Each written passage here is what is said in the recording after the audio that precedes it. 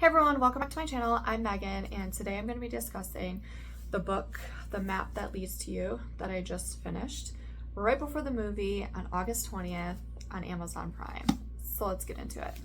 I saw the movie trailer for this book and it seemed like it was going to be a fun adventure, so I really wanted to read the book before seeing the movie when it premieres. The book was completely different than what I thought it was going to be. It definitely reminded me of my Oxford year.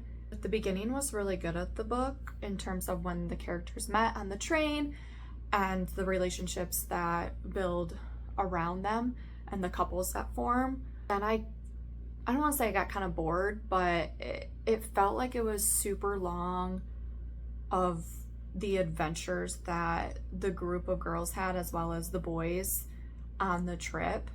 And it didn't focus on the map part until the last 25% of the book.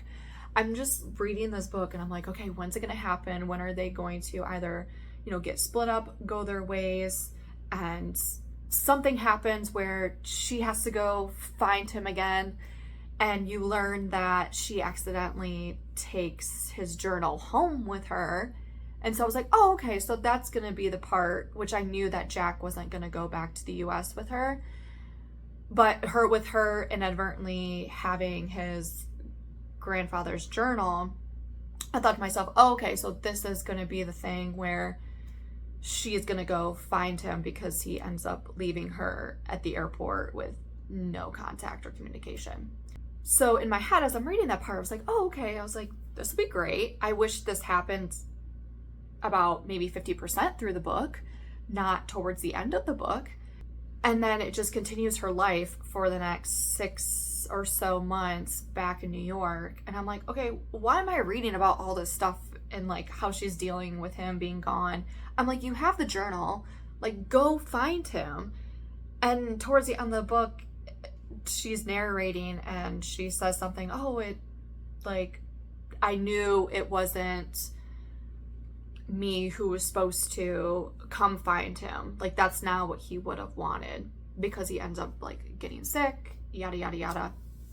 And so I'm like, well, why is it called The Map That Leads to You if you don't even want to go find him?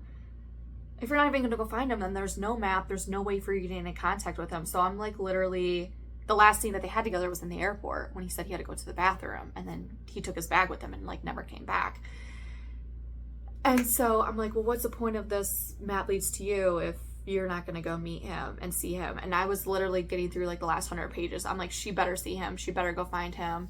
And I will say the last scene of the book reminds me of a last scene in a movie. It seemed very theatrical to me. And I was like, oh, this was pretty interesting, because I was so invested in it. And then the ending happened, the ending scene. And I was like, I wonder if this is going to be hyped up in the movie, because it, like I said, I read it as very theatrical. So I'm kind of excited to see if they end the movie with that same exact ending scene. I don't know, it kind of reminded me of, the ending reminded me of other TV shows or movies where either couples or characters come together at the end and that's it. Monte Carlo, when Selena Gomez's character and that guy, they come somehow see each other at the end and they're in that street or whatever, and they shake each other's hand, and she's like, I'm Grace, and he's like, I'm whatever his name is.